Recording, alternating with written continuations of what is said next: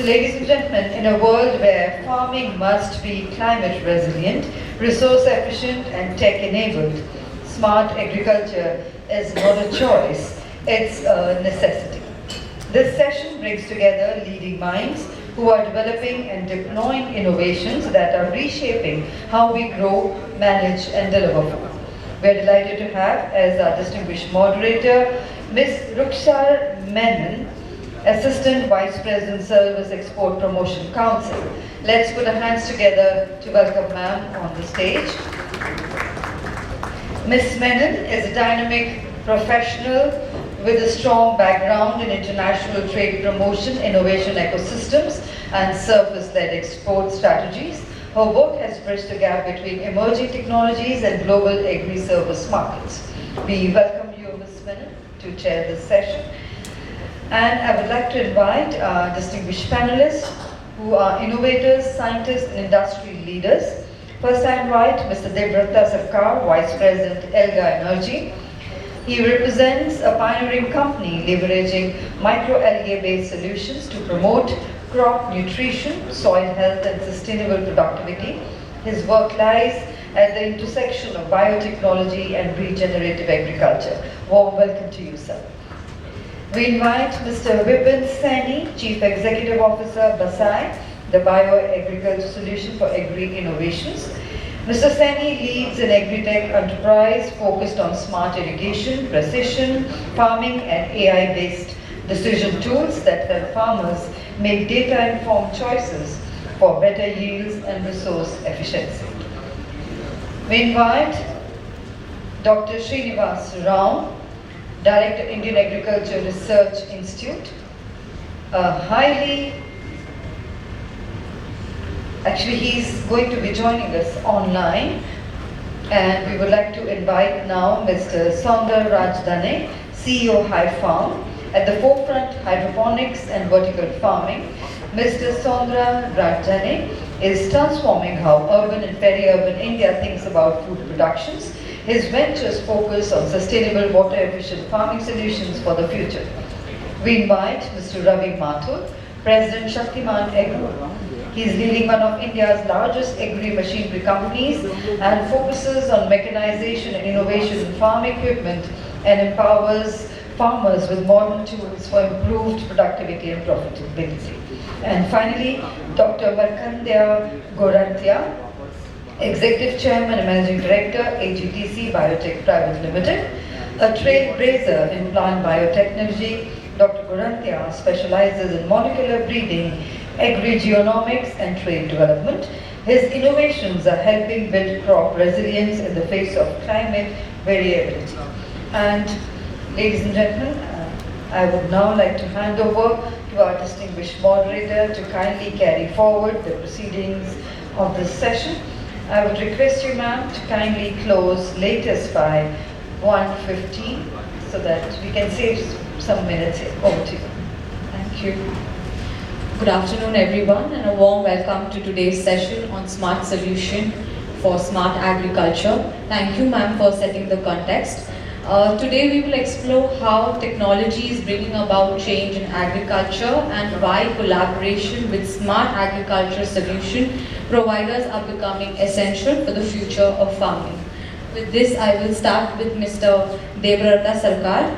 Sir, how do you envision the role of smart farming in ensuring food security? Food security is something that is being discussed for a quite long time. And what key trends or innovations we should look for in future? Thank you, Agriculture Today. I think every year we are creating a platform for meaningful discussion. Maybe knowledge level we are growing, but I think execution level we still need to grow. Coming back to your question, yes, I think I will start with the very basics. So I represent a company who does with the basics, so I will start with the basic. For me, smart is simple, measurable, realistic, and tangible. So I will go with the most basic substance, soil, because I think whatever AI tools, whatever technology we provide, whatever technology we work on, I think end of the day, everything will start from the very basic thing, soil. And there are some scary facts about soil which I probably mention in every given platform, that we are living with 60 years of farming, and every single moment we are losing more than 30 soil feet of soil, topsoil. So I think that is a very growing concern which needs to be handled in the smart agriculture as well, because whatever technology we provide, whatever technology we use for agriculture to do, I think end of the day you need soil to grow the crop and finally to the food. And as you mentioned that about the growing demand and the food, it is a surprising story that the last 2 decades our food production has grew 2 times. While it is also true that the hunger index has also significantly grew. So does it mean that we are producing food, but it is not reaching to the right place? So that's a growing concern to that. That means we are producing, but it is not reaching to the right place. So probably the smartest technology for agriculture is to how to retain what we are producing. And I think in the last session it was discussed that certain crops like corn, there is a growing demand that the production is not enough. So probably it is time in the smartest way to look at do we need crop diversification? Because certain things probably we are producing more, it is not reaching to the right place. Certain crops probably we need to focus on and shift. And of course, end of the day, the smartest way to do is the sustainable technology. So that sustainable technology is again related to soil, because if the soil is healthy, it is growing well. So it will also help to sequester carbon, and it is finally our privilege, or rather our place should be for the future generations to come. Thank you. So with this, I come with another question.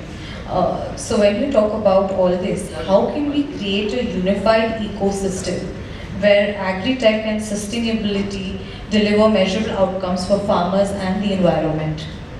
It's for me? Okay. It's the second one. So can you come again? Sorry. How can we create a unified ecosystem where agri-tech and sustainability delivers measurable outcomes for farmers and environment?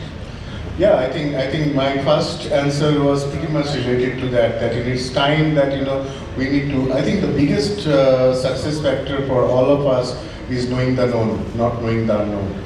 So we have enough knowledge. I think the biggest challenge for us is that we are all knowledgeable, but when it comes to execution, we fall apart. So I think it's very much available in the public domain that our productivity is increasing. And there are many things we need to cheer on, but then this is also true, our hunger index is increasing. Like what just in the last discussion when Ajay was mentioning that there is a growing demand for corn.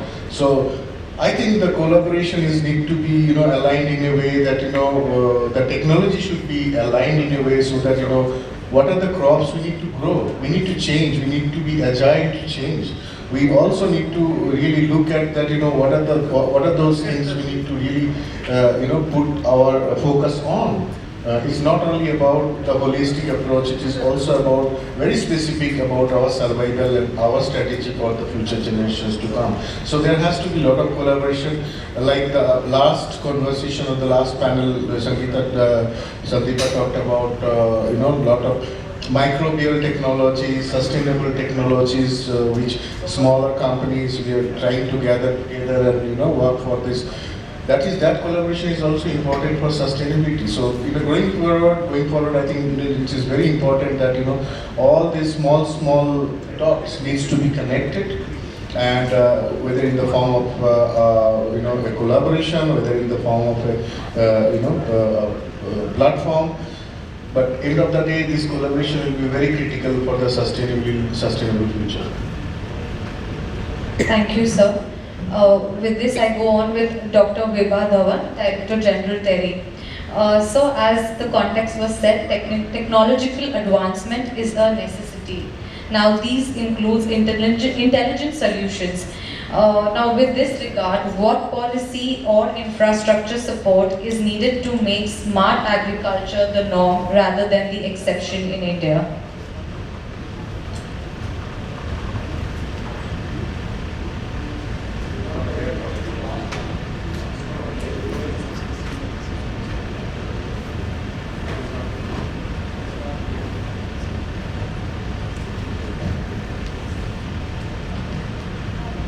Mr. Vipin Saini, how is precision agriculture tools transforming traditional farming practices in India, especially for smallholder farmers?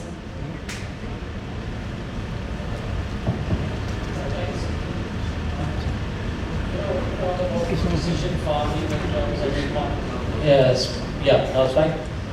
Okay, so if you talk about precision farming in terms of smart agriculture, do the words drones, softwares, applications, drip irrigation, or furthermore sophisticated fertigation things come across? Yeah, they do come across. But when you talk about small farmers, and on a perspective of an association on agri inputs, basically biologicals, I like to twist the whole conversation towards advocacy and policy. We've got Pashaji over here, we've got the former Chief Justice sir over here, who's now a passionate farmer, and he said that, you know, the farmer knows actually what's going to happen. So, you know, I mean, if you talk about policy and stewardship, I would say anything coming across, be it precision farming through software technology or through drones or any other sophisticated micro fertigation technologies coming across. You know, these need to be integrated region-wise. There cannot be, I repeat, if anybody in this room believes that there can be a central universal policy on agriculture in this country, it cannot. It cannot. Every state, every district, every block has got a different agriculture practice culture. Agriculture is a culture in India. Just like we celebrate festivities in India, that's our culture, that's our tradition. That's exactly what it happens for the farmers. But you need to understand their mindset and try to adapt them to that technology, whether it suits them or not. See, if you see the farmer, they're very good at WhatsApp nowadays.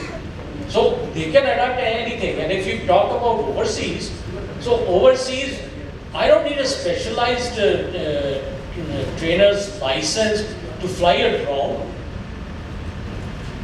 There are common people who know how to drive, who know how to fly a chopper or a aeroplane, just for the fun of it.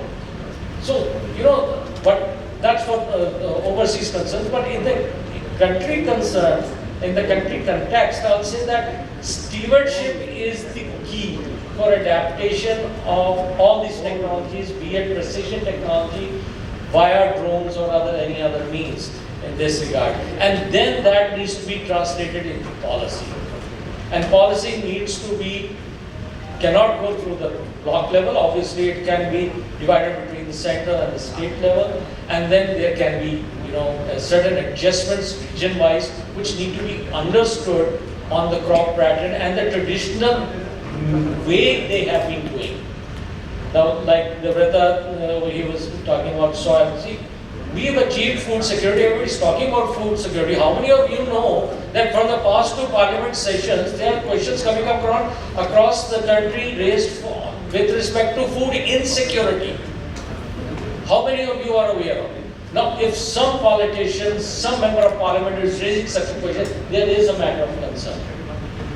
The adaptation of these technologies need to be timely, for the past 50 years, if the chemical industry or the agrochemical industry feels that they've achieved much, still on every platform people say that there is need of stewardship, there is need of policies. And if I have to go back to the first 12-year plan till the latest 12th that has been later on discontinued, everything we're talking about, soil health, water conservation, all these basic things, even today we're trying to address through all these fancy words of precision agriculture, were first discussed and have been recorded in the first 5-year plan of our country. So look where we stand. It's pathetic. We are going into technology, we are very proud of it, I'll say, but the adaptation needs to be even more and the policy understanding needs to be even further. So that's my 2-bit of the whole issue.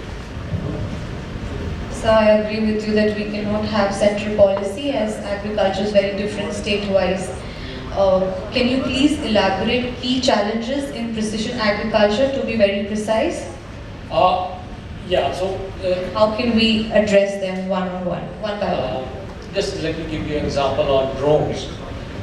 Now, the Central Insecticide Board and Registration Committee under Section 4 and 5 of Insecticides Act, and which is an authority for registration of pesticides, once the drones thing came across in the country a couple of years back, they gave a blanket approval for all existing formulations to be tried and tested for drone, application. Now, that was a blanket thing that came across and it's been extended further ahead. Now, what is the difference between a drone and an aerial spray? I'd like to ask. Till the early 1990s, which was the last approval given, there used to be a central approval required from the Directorate of Plant Protection, Quarantine and Storage. So what is different between drones and aerial sprays? And there used to be specific formulations for that, known as ultra-low volume formulations. There's no such thing for drones. Now, drone, again, coming in the context of drone application, everybody's talking about spraying of drones to the whole field. Now, if I take the context of precision agriculture, drones were actually, and the softwares accommodating drones, were supposed to highlight and be well working upon targeting a particular area of the field where there was an issue and not a blanket spray going across. So this is just one example I'd like to quote on which I felt apt upon these things. So precision agriculture in its very own terminology is still not understood by many of us and not even the policy makers or whatever is being tried to push across like drones in this country. So if you see about drones working as an application to replace manpower, that's fair enough. But then, why do you need to spray excessive things across when you can achieve a specific spot solution for a particular section of the field rather than spraying the whole farm? That's it. Thank you, sir. I think your inputs are well noted. Now I move on to Mr. Saundara Dachane, CEO Haifa. Sir, how is your company ensuring sustainable practices across different crops while ensuring farmers to continue to receive accurate real-time climate-specific advice and support for sustainable farming practices? Thank you. Good afternoon, everyone. Let me give a brief. I represent the potato industry and lots been happening in potato industry. Before I just get into the areas, specifically what she was mentioning, I would say in the digital era today, I think the first and foremost thing we need to do is to document the traditional wisdom of the farmers. I had the opportunity of working with Professor M.S. Swaminathan, and he always recommends to blend the traditional wisdom of farmers with any new technologies. While we step into any new technologies in digital era, I think it's very important for us to document all the traditional wisdom of the farmers and create a knowledge sharing series or a knowledge sharing Facebook. It should be a Facebook which should be for crop specific, so that each and every farmer, like the way he opens up WhatsApp or he opens up a Facebook, he can always look at crop-specific Facebook. That will be very interesting for a farmer to really practice and take it forward. That's number one. Number two, if you look at today, there's a lot of investments which is happening in the agtech space. Close to around 500 to 800 billion dollars is pumped every year, and this year specifically it is bouncing back. Close to 800 billion dollars is what is pumped. And as well as with the government of India, if you look at through IDEA or the Digital Agriculture Mission, they are operating as separate silos. I think it's time for us to integrate both the agtech startups, the kind of efforts which is gone in, to blend it with the government of India's initiative, so that the approach to farmers will be very, very specific and target focused as we are talking about smart agriculture and precision farming. Coming back to specifics with reference to potato industry and the way our company Highfarm, which is very popularly known as Hyphen, which is one of the processing snacks industry, frozen processing snack industry. What we do exactly is that we try to bring in all the digital technologies to the farmers by laying out two of the strategic initiatives. One is showcasing to the farmer through a Pathshala initiative, and then trying to say that through digital initiatives, we can still reduce the use of water by 30%. We can still reduce the use of fertilizer by 15%. And much more critical is that how do we reduce the cost of cultivation? That's very critical for us. For a farmer today, he is into two troubles. One is he cannot access to market, and that's one of the biggest challenges today farmers are facing. They are not able to realize value, but at the same time, the farmer keeps spending year on year. The cost of cultivation for a farmer goes year on year. Now we need to really think, how do we really look at these technologies to cut down the cost? Our experiences say very clearly last year when we did a 30 farm model demos across Gujarat state in potato industry, we could see 50 to 20% of the cost can be minimized. I think these are initiatives digital technology should be able to give. The second thing is talking about precision agriculture and vis-a-vis the digital ecosystem. Today, if you look at the farmers, through many apps today we have developed, which helps a farmer for the entire value chain, what decisions to be taken at different point in time. Do we need to irrigate the crop at the right time, right dose, and similarly the usage of water, usage of fertilizer, and usage of pesticides. These are data-driven decisions to be taken rather than gut-driven decisions. I think these initiatives which we have tried through another app called Farmoji, I think this has really helped farmers to really streamline and get better productivity, better yields. And we see at the same time the cost of cultivation has come down substantially. So that's the example I would like to share here. So when we talk about documentation, we talk about big data collection. How big data collection can also help production and increase profit figure. With this, is strategic partnership playing a big role? Absolutely. So I take the example in Gujarat state today. We are working with close to 7,000 farmers, especially in terms of a contract farming system, wherein we have a pre-agreed price with the farmers. And today when you look at connecting 7,000 farmers physically on a day-to-day is very, very tough. But at the same time, when you have a digital tool, where you have a mobile app which connects to the farmer and then communicates on a day-to-day, what kind of advisory we can do to the farmer really makes a difference. Today when you look at reaching out to 7,000 small holding farmers, and that's a classical example of Indian farmers today, it's more important that digital tools can really help in transforming agriculture by giving the right communication to the farmers at the right time. At the same time, we will be able to minimize the cost. I think this is one of the most important things. Let's all look at how we minimize the cost of operation for the farmer. At the same time, how do you scale it up? Any new technologies which you want to really showcase to the farmer, I think by videos or by WhatsApp messages or any of these digital tools, I think this is a wonderful opportunity for us to scale it up. So that way, I truly believe there are enough agtech, tools, but at the same time, it is very critical for us to stack these technologies. Today, we have technologies for each and every format of agriculture business, right from sowing till harvest or even during cold stores. But we need to integrate all these technologies and then stack it to the farmer so that it becomes one single window for a farmer to address all his pain points. Thank you, sir. Now I move on to Mr. Ravi Mathur. Sir, how do smart machines like pneumatic planters and sprayers contribute to precision and sustainability in farming strategies? Yeah, thank you, Ruxa. And thank you, Agriculture Today Group, Mr. Khan, for organizing such a wonderful, enriching session. And I would start with my concept on just what our Chief Justice had said in the inaugural session, that farmer's son don't want to come into the farm. That is the biggest challenge. So why he is not coming to the farm is the biggest thing which is to be actually addressed so that we are not going to be strived. The hunger index is going keep on increasing. How do we make that kind of a thing on a sustainable ground? That is thing, and for that the smart technologies are available right from the seedbed preparation to sowing and planting to crop maintenance to harvesting and the rest of the things that is from he can still earn from the crop residual management.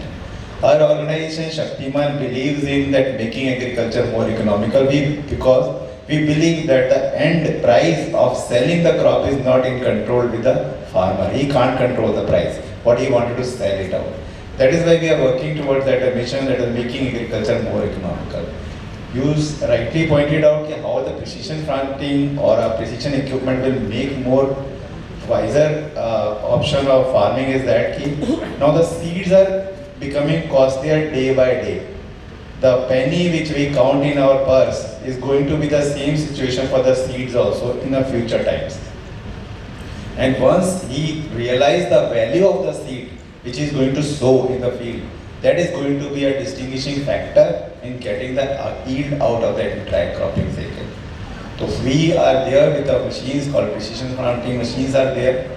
We are having a sprayer which you rightly pointed out, sir, in your Mr. Seni, what spraying we are doing, what pesticide we are putting in the crop is directly coming to us only.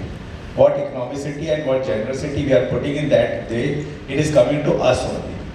That can be controlled by making it very, very precise and precision while putting any drop of toxic material on that. So that is from my side. Okay. Thank you, sir. With this, I would also like you to elaborate how smart technologies are impacting the farm level and how are they transforming agricultural practices. I will say now the farmer has been distinguished to the another name that is a Urja Data now. He can now earn from his crop residues also by making a bale out of it and selling it to the other industries which can give a penny out of his crop residue. Right from the smart technology, I can say right from the seed bed preparation, he is having planters are there. From maintenance, he is having a sprayer where the optimum utilization of pesticide, weedicides can be there. And right from the harvesting, he is having machines to harvest it out, and the control over the himself has been increased like anything. And lastly, which I already told, that is crop residual management, the baler rakers are there, which can be utilized to make himself earn out of the last end of the crop. So these smart technology, the farmer is going to adopt, I can say they're definitely going to give a greater yield to him and greater money to his wallet also. That which sir has already said in the inauguration session, that this is the only way we can sustain the farmer's son to be in the farm. Because as he vanishes from the field, our food insecurity starts coming, which Mr. Seni has started in the discussion of his. Thank you. Thank you, sir. Dr. Makandya, I wanted to ask you this question because it's a very interesting question. Why carbon neutrality is often spoken of as a buzzword? What does this truly mean in the context of ATGC's biomanufactured solutions, particularly those developed through wholesale biotransformation and mesoporous release systems? Yeah, thank you. Thank you, Agriculture Today and Dr. M.J. Khan for the invitation. Today we see a big crisis. We are working with 30-40-year-old molecules and there are no new molecules, there are no specific crop protection tools. And sustainability, we are talking about using from non-renewable sources. We are very, very far ahead. So how do we produce crop protection tools? A very smart tool. So today what we are working on, insect biosimilars, basically 6 pheromones of insects. We do it very smartly. We just use about 5 grams of pheromone to disrupt mating in insects in 1 acre. So what it means is tomorrow the crop protection will be very, very smart. The farmer will be able to do a crop protection within 5 grams. So this technology is also being adopted in terms of the youth coming back to agriculture. Today the critical problem is we have 90 different, 100 different pests, but solutions are hardly 10 or 15. Many of them are unmet because these are internal feeders and borers. They do not have solution. Take simple example of brinjal fruit and shoot borer, pink bollworm. Till now do not have a direct mechanism of action. So pheromones, insect-cell pheromones, for a layman language it's called insect family planning. What it does is, it doesn't allow the population to breed at all. So that's very smart technology. That's what we are trying to do. And how do we produce that? How do we manufacture? People talk about carbon neutrality, net zero. Where are we with that? We are very, very far off. Today we are using all the formulations what we are doing today. Currently they are depending on fossil fuels. So how to change from fossil fuels to smart technologies? So pheromone delivery system with material science is what is going to be the future. So we are using material science to deliver 5 grams of active ingredient within 100 grams. We don't need water, we don't need spray equipment. The application is just 10 minutes per acre and the farmer is able to protect the crop for entire season. So that's the technology because there is no need of any water. There is no pump, no spray technology. And especially on the biotransmission. So how are we producing using carbon neutral net zero? What we are doing is insects produce pheromone naturally. There are 2-3 genes which actually produce the pheromones. So what we are doing is we are for the first time in the world we have developed a reusable biotransmission system to convert oil to a crop protection pheromone tool. Oil to crop protection with just using water and yeast in the conversion process. No energy at all, zero energy. And delivery system, we are using material science, which is basically nanomaterials in silica and carbon, which is basically we deliver the pheromone in the field. And this is the future of agriculture, to my knowledge. And today, we are the first company in India who are out-licensing to several countries. We are the first company to out-license to Israel. 18 molecules, they have licensed from us for marketing and distribution.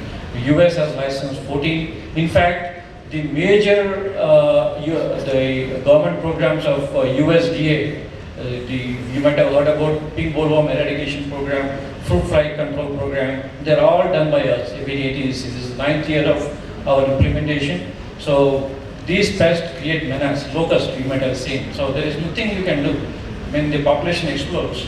Similarly in the US we have gypsy moth explosion.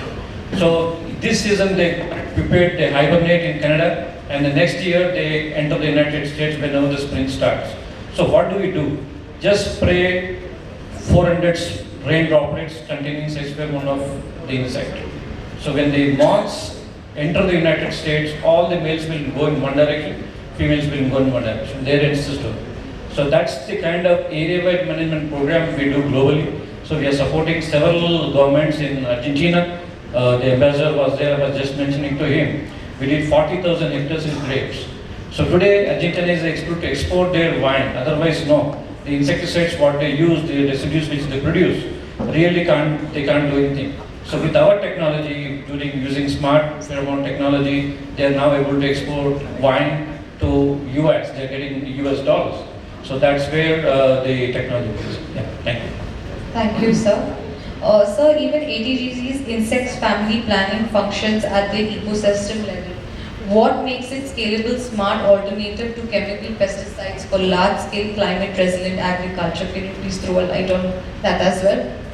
The previous session clearly highlighted how our molecules are as old as us. Yeah.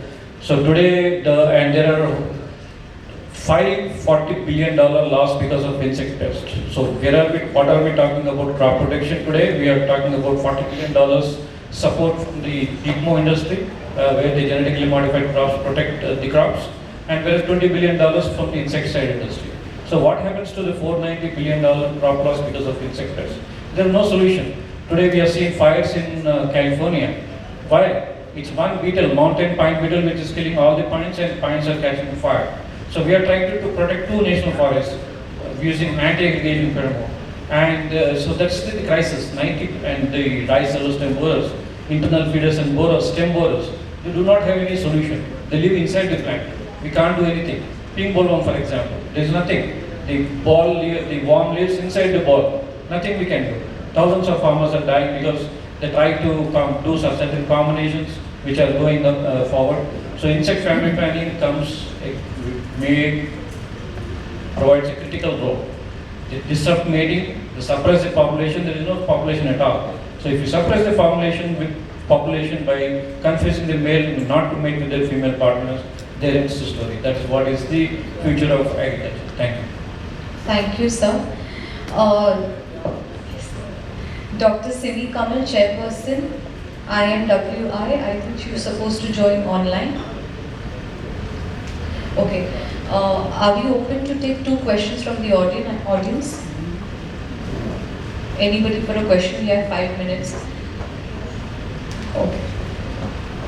Okay, I think we are done with this session. Thank you to all the panelists. It was wonderful. You had wonderful inputs. Thank you so much. Thank you very much indeed. Let's put our hands together as I invite Ms. Rajni to kindly come up on the stage from ICFA to Agriculture Today Group to kindly do the honors of presenting mementos to all our distinguished and eminent panelists and our moderator. We request you, ma'am, to present to our distinguished moderator, Ms. Rukshar Menon, AVP Services Export Promotion Council. Thank you, ma'am, for wonderfully moderating this session.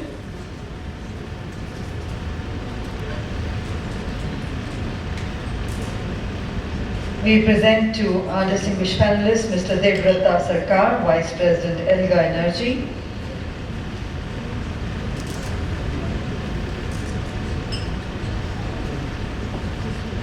To Mr. Vipin Saini, Chief Executive Officer, Masai.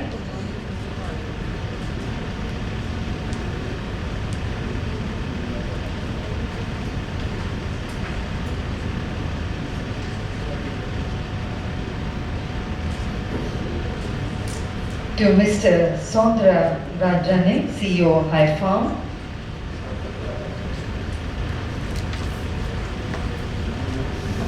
To Mr. Ravi Mathur, President, Shaktiman Agro.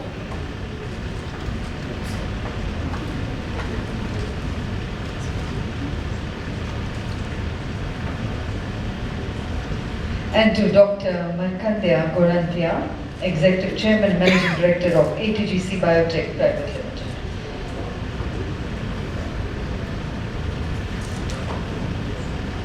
Thank you, ma'am, for doing the honors. I would request all our dignitaries to kindly come together for a group photograph. Ms. Rajni, you kindly join our dignitaries for a group photograph, please. And ladies and gentlemen, we invite everyone to join us for lunch. The lunch will be for 45 minutes only. We request everyone to be seated back 5 minutes before 2 so that we can go ahead with the proceedings of the next session sharp at 2 o'clock. Thank you. So join us for lunch served outside. Enjoy the lunch and kindly be back in time for the next session.